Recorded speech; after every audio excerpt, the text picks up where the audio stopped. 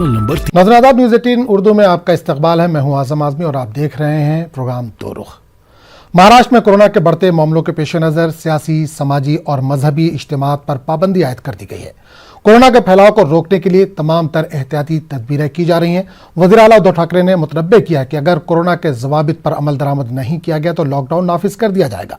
उधर महाराष्ट्र के वजीर छगन भुजबल कोरोना पॉजिटिव पाए गए हैं। मास्क न लगाने वालों के खिलाफ मुंबई पुलिस भी सख्ती करने जा रही है। मास्क न लगाने वालों को 200 रुपए का जुर्माना अदा करना होगा। ख्याल है कि अब तक बीएमसी कोरोना गाइडलाइन के खिलाफ वर्जी करने वालों के खिलाफ कार्रवाई करती थी। इस बीच कोरोना के बढ़ते मामलों के पेश नजर नागपुर में तालीमी इदारे 7 मार्च तक बंद कर दिए गए हैं। रात 9 बजे से सुबह 6 बजे तक यहां पर कर्फ्यू लगा दिया गया है। इस पूरे मामले पर बात करने के लिए हमारे साथ दो खास मेहमान जुड़े हैं। ब्रिज मोहन श्रीवास्तव जो कि तर्जुमान है एनसीपी के, बहुत बहुत स्वागत है, आपका इस्तकबाल है। इसके अलावा राम कदम जो कि बीजेपी लीडर है, ये भी हमारे साथ जुड़ रहे हैं। सबसे पहले ब्रिज मोहन श्रीवास्तव आपसे सवाल करना चाहूंगा, महाराष्ट्र में कोरोना फिर तेजी से फैल रहा है, क्या कर रही है आपकी सरकार? देखिए, सरकार ने, मैं अपनी बात की शुरुआत प्रदेश के जो वजीर आजम हैं, वजीर आला जी, उन्होंने इसके पहले कहा था माई फैमिली माई रिस्पॉन्सिबिलिटी, और उसको एक कदम और आगे बढ़ाते हुए उन्होंने ये कहा है कि आई एम रिस्पॉन्सिबल।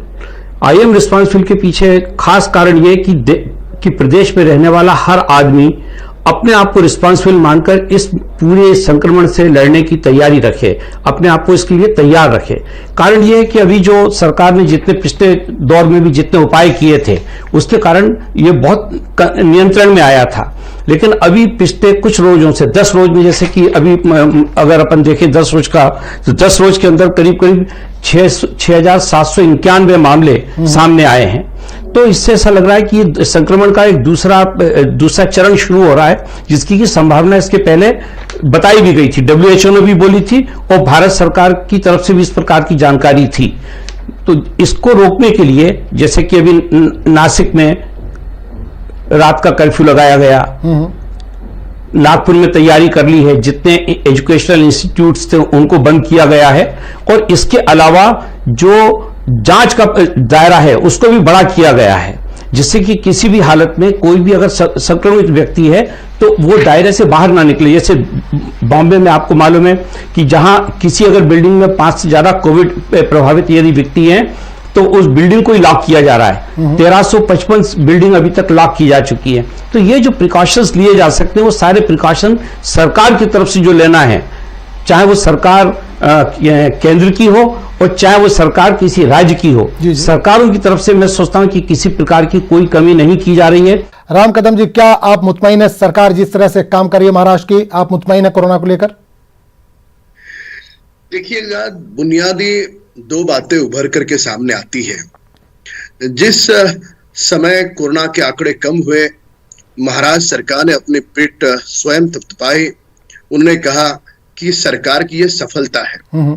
अब जब आंकड़े बढ़ रहे हैं तो वह जिम्मेदारी भी सरकार की होनी चाहिए। पर अब ये 3 दलों की सरकार कहती है ये लोगों के लापरवाही के कारण कोरोना के आंकड़े बढ़ रहे हैं। जब कम होते हैं तो सरकार अपनी पीठ थपथपाती, बढ़ते हैं तो लोग जिम्मेदार विपक्ष पे थोपते हैं। अब इनके मूर्खता वाले निर्णय आपको बता दूं, गोवा, राजस्थान और दिल्ली, यहां से यदि कोई व्यक्ति हवाई जहाज से आता है तो उसने कोविड RC-PR वाला जो रिपोर्ट है वो ले आना है। पर वहां से कोई बाय रोड आता है, अपनी कार में आता है, बस में आता है, तो उससे किसी रिपोर्ट की आवश्यकता नहीं है। ये कैसा मूर्खता वाला निर्णय है। सबसे महत्वपूर्ण बात यह है कि विगत 10 महीनों के कोरोना के संकट काल में ब्रिज मोहन जी, व्यक्तिगत तौर पे उनका मैं सम्मान करता हूं, पर एक सरकार का पक्ष करके वे बताए, क्या 1 पैसे की महज सहायता उन्होंने महाराष्ट्र की जनता को दी? स्वयं मुख्यमंत्री कह रहे थे मैं कोरोना का बड़ा पैकेज दूंगा। अब बड़ा पैकेज देंगे, कब देंगे? ब्रिज मोहन, सवाल उठ रहा है आपकी सरकार पर, कोई भी पैकेज नहीं दिया गया आपकी तरफ से। कदम साहब से मैं तो 2 बातें कहना चाहूंगा। एक तो जो इन्होंने मूर्खता शब्द का उपयोग किया, मैं इससे असहमत हूं, क्योंकि जब ये कहते हैं मूर्खता की बात तो इनको ये भी देखना पड़ेगा कि केंद्र की गाइडलाइंस क्या हैं। ये केंद्र की गाइडलाइन के अंतर्गत ही ये फैसले हुए हैं। तो अगर वो इस राज्य सरकार के लिए इन शब्दों का उपयोग करते हैं तो उनको थोड़ा सा केंद्र की भारतीय जनता पार्टी की सरकार की तरफ भी देखना होगा, जहां से इस प्रकार के फैसले लागू किए जा रहे हैं राज्यों में। जहां तक बात पैकेज देने की है, हर उस व्यक्ति को सहायता प्रदान की गई है जिसको जरूरत थी। एक भी व्यक्ति ऐसा नहीं आप बता सकते जिसने ये कहा हो कि उसको अगर किसी प्रकार की मदद की जरूरत थी तो उसमें सरकार कहीं पीछे रही है। इतने बड़े प्रदेश में कुछ छोटी मोटी एक दो घटनाएं कहीं अगर हो सकती हैं तो उनको हम नजीर बनाकर नहीं चल सकते। ये देखना होगा कि बाय एंड लार्ज क्या है। दूसरा मैं ये कहना चाहता हूं कि हम इसको एक मानवीय दृष्टिकोण से देख रहे हैं, हम इसमें राजनीति नहीं कर रहे, ना राज्य सरकार कर रही है और ना ही राष्ट्रवादी कांग्रेस पार्टी का दृष्टिकोण इस प्रकार का है। हम इसमें कोई राजनीति नहीं ढूंढ रहे, ये एक मानवीय विपदा है और इसमें पूरे देश के 1 अरब 40 करोड़ लोग प्रभावित हो रहे हैं। इसमें हमारा सोच ये है कि हर उस व्यक्ति को जो प्रभावित होने वाला है संक्रमण से, उसके साथ सरकार खड़ी दिखे, उसके साथ हम लोग खड़े हुए दिखे। आज जरूरत सारे राजनीतिक दलों की भी है कि वो अपने कार्यकर्ताओं को निर्देश दें। आदरणीय शरद पवार जी ने सारे राष्ट्रवादी कांग्रेस पार्टी के पदाधिकारी और कार्यकर्ताओं को कहा है कि आप लोग अपने अपने क्षेत्र में, अपने घर में, अपनी जगह पर लोगों को समझाइए कि कितना जरूरी है सोशल डिस्टेंसिंग, कितना जरूरी है मास्क, कितना जरूरी है सैनिटाइजर। ये मामला सबका है, देश का मामला है, सरकारों का मामला है, राज्य का। लेकिन क्या अपोजिशन से इस ताल्लुक से आपने बातचीत की, आपकी सरकार ने कोई बातचीत की? अपोजिशन को भी क्या इसमें साथ लाने की कोशिश की आपने? कुछ वहां से सुझाव मिल जाए या उनसे कुछ मदद मिल जाए आपको?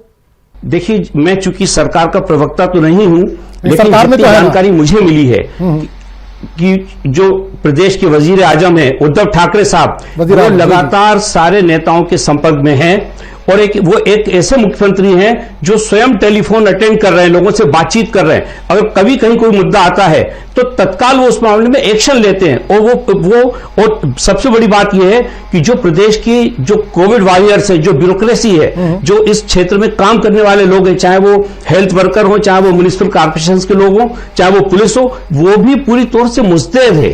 और इसी के कारण आप देखिए कि हमारे महाराष्ट्र में जो मृत्यु दर है वो भी कम है और यहां पे जो रिकवरी रेट है वो भी बहुत अच्छा, 95%, 5% का रिकवरी रेट है हमारे यहां पर, 2.3% की हमारे यहां पे डेथ रेशियो है। ये सारी चीजें जो कहती है कि वाकई राज्य सरकार को जितनी गंभीरता के साथ काम करना चाहिए वो कर रहे हैं। मैं एक बात जरूर कहना चाहता हूं प्रदेश की जनता से भी और हमारे भारतीय जनता पार्टी के प्रखर जो प्रवक्ता हैं भाई कदम साहब से भी, कि ये मौका राजनीति से अलग हटकर इस चीज को देखने का है।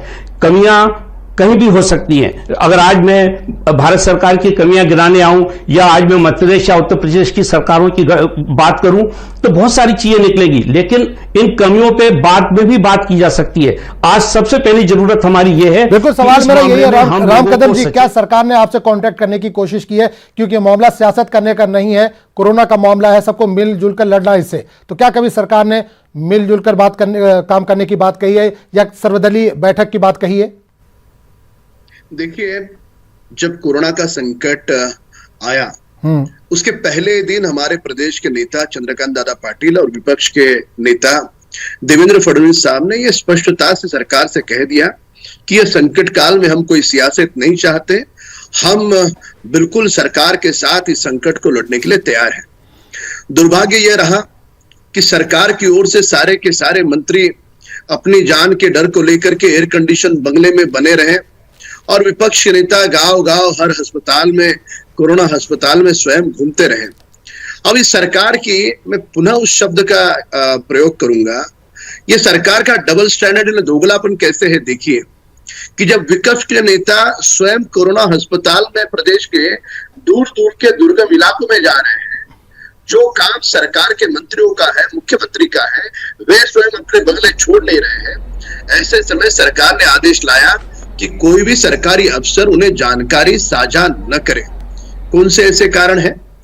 जब मीटिंग, सर्वदलीय बैठक बुलाई जाती है, वह बैठक के लिए विपक्ष के नेता, सारे दलों के नेता मंत्रालय पहुंचते हैं।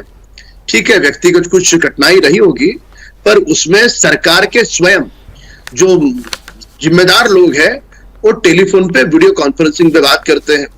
वीडियो कॉन्फ्रेंसिंग में ही बात करनी थी तो हमारे देवेंद्र जी भी अपने बंगले से वीडियो कॉन्फ्रेंसिंग में बात करते, उन्हें मंत्रालय बुलाने का कष्ट क्यों करा? तो ऐसे बहुत सारी चीजें हैं जो हम सियासत नहीं करना चाहते, पर सरकार के पास कहीं ना कहीं अनुभव की कमी, लापरवाही और कोताही के कारण महाराष्ट्र और मुंबई की भूमि में हजारों लोगों की तड़प तड़प करके मौत हुई।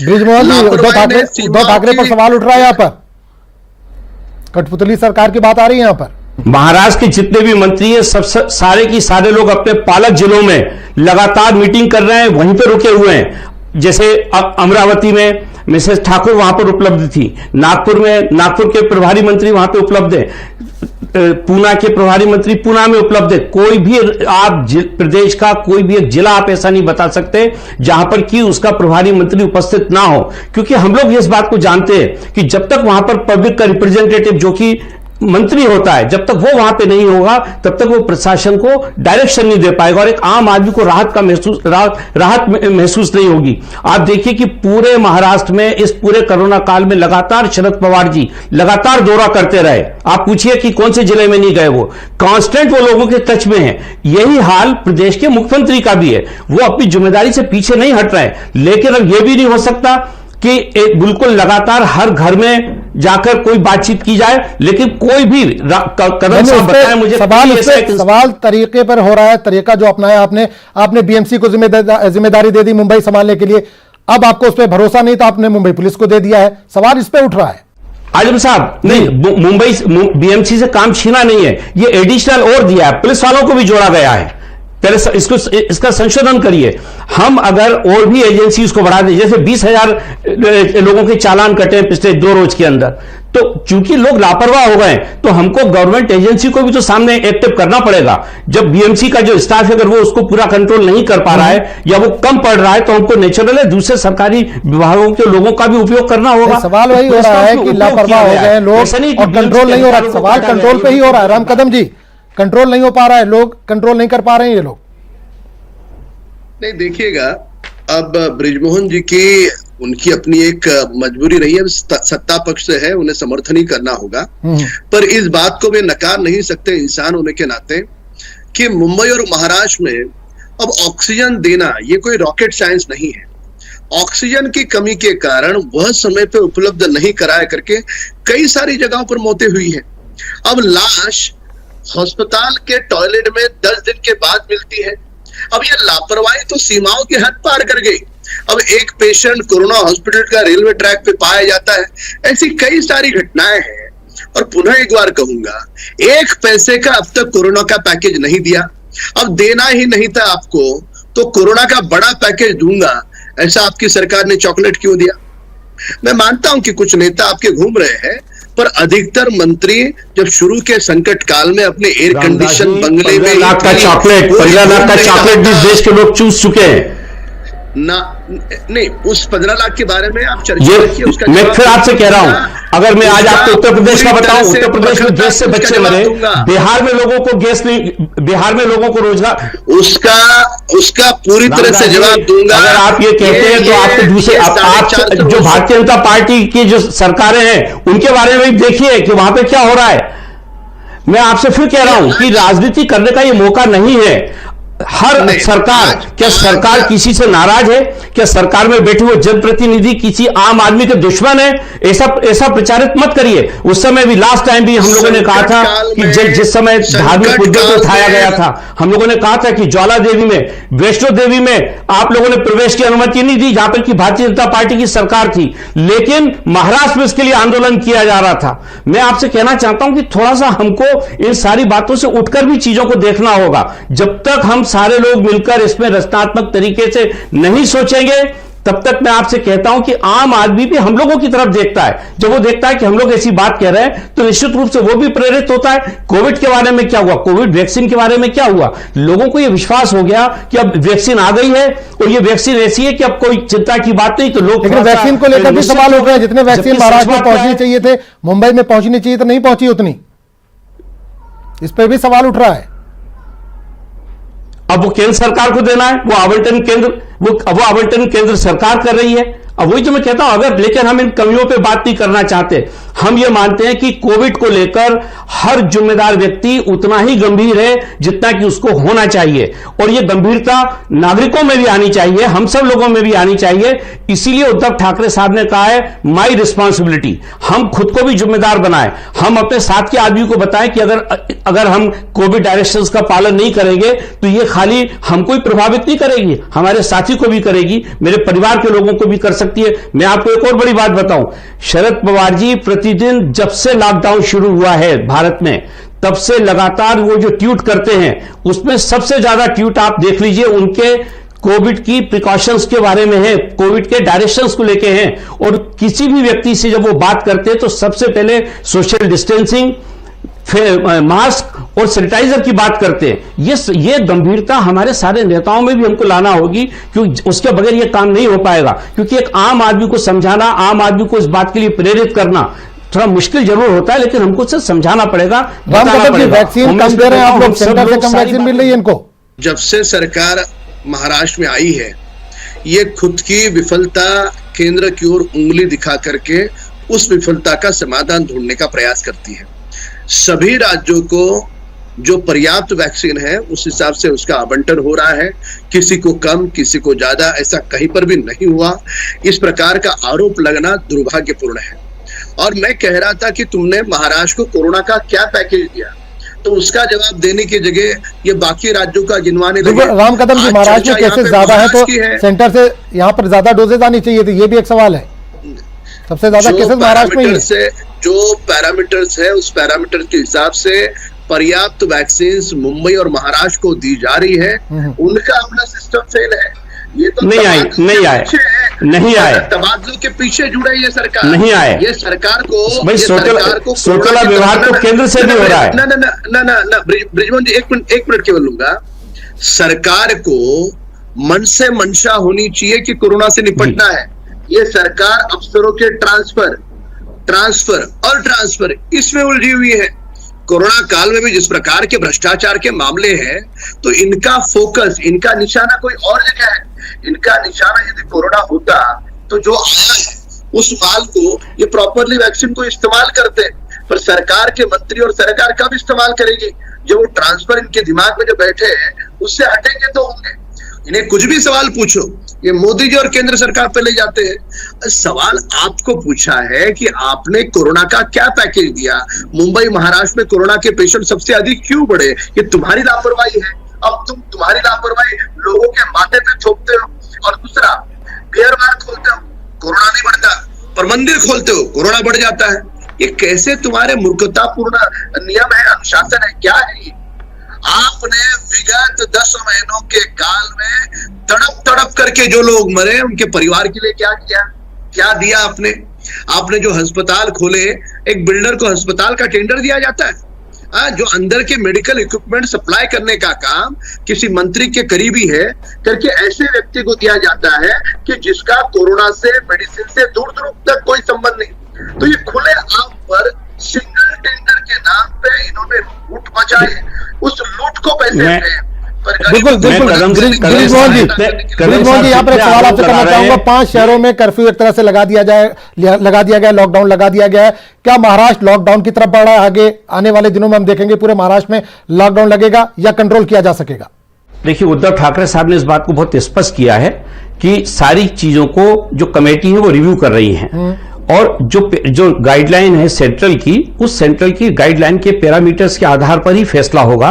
और अगर कोई भी फैसला लिया जाएगा तो उससे 10 से 15 रोज का समय दिया जाएगा, जिससे कि लोग अपने आप को मेंटली प्रिपेयर कर लें और अपने आप को आर्थिक रूप से प्रिपेयर कर लें। क्योंकि जो इसके पहले जैसे एक दिन में भारत सरकार ने कहा कि कल से आज रात 12 बजे से लॉकडाउन, उसके कारण आपको मालूम है कि लाखों लाख लोग परेशान हुए हैं। लाखों लाख लोगों को पैदल चल के 1400 1500 किलोमीटर पैदल चल के लोग घरों पे पहुंचना पड़ा। हजारों लोग रास्ते में मर गए, जिनके बारे में आज तक नहीं मालूम है, उनके बारे में कोई बात। तो ऐसी स्थिति महाराष्ट्र में कभी भी पैदा नहीं होगी, और सरकार अगर कोई भी फैसला लेगी तो उसकी विधिवत घोषणा की जाएगी। मेरा सवाल यह है कि अभी तक शहरों में ज्यादा था कोरोना, अब गांव की तरफ पैर पसार रहा है, तो क्या आपका अस्पताल, मेडिकल स्टाफ पूरी तरह से तैयार है, सक्षम है?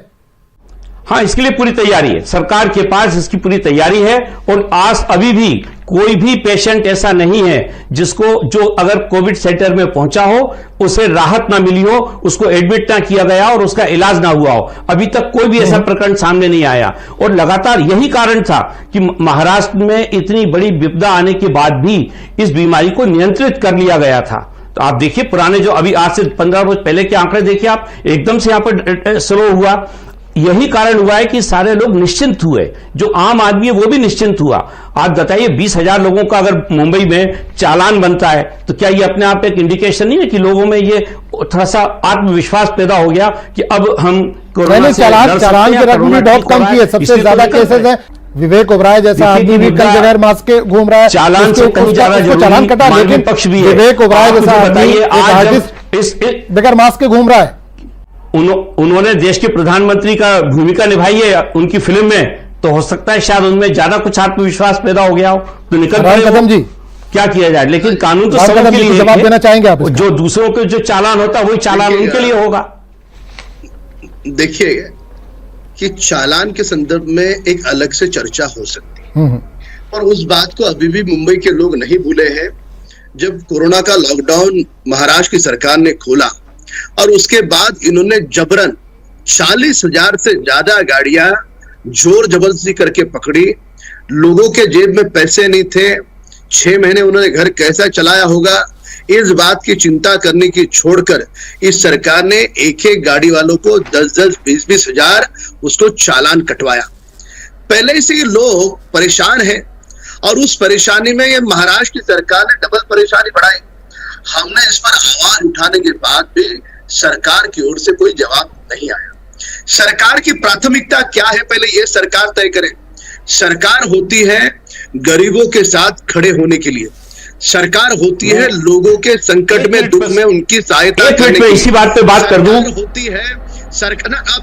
आपका जब टर्म आएगा तब बोलिए। आजम साहब एक सेकंड, मैं खाली पूछना चाहता हूं कि मोटर व्हीकल एक्ट गडकरी साहब के मंत्रालय ने लागू किया है या महाराष्ट्र सरकार ने लागू किया है, वो थोड़ा देश को बता दे। ये जो पेनाल्टीज हैं, ये सारी पेनाल्टीज भारत सरकार ने तय की है और गडकरी साहब की मिनिस्ट्री ने तय की है, जिसके कारण आज टैक्सी चलाने वाले लोगों को जितना वो दिन भर में कमाते उतना पैसा उनको पेनाल्टी के रूप में देना पड़ता है। ये पूरा ये सेंट्रल एक्ट है। आप उनसे बात करिए, हम लोग तो कब से कह रहे हैं इस बात को। एक मिनट, इसके लिए आप भारत किसी राज्य की सरकार को जिम्मेदार मत ठहराइए।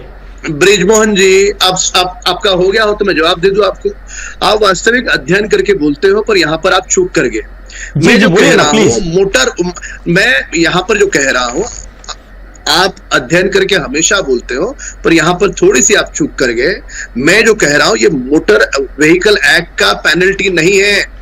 कोरोना काल में तुम्हारी महाराष्ट्र सरकार ने जबरन उन मोटरसाइकिल वालों को जो बेचारे घर पे अनाज नहीं है, चूल्हा जल नहीं रहा है करके मोहताज थे एक एक दाने के लिए, वो छोटे मोटे कार वाले, उन लोगों को कोरोना काल की महाराष्ट्र सरकार ने थोपी हुई पेनल्टी आपने 10-10, 20-20 हजार वसूल करी। कहां फेडोगे ये पाप? यानी 1 रुपए का कोरोना का पैकेज आपने नहीं दिया। अगर लोग चलिए बहुत बहुत शुक्रिया। मुद्दे हैं ब्रिजमोहन श्रीवास्तव जी, आपका भी बहुत बहुत शुक्रिया, और राम कदम जी आपका भी बहुत बहुत शुक्रिया इस प्रोग्राम में शामिल होने के लिए। तो दो रुख में फिलहाल इतना ही। आदाब।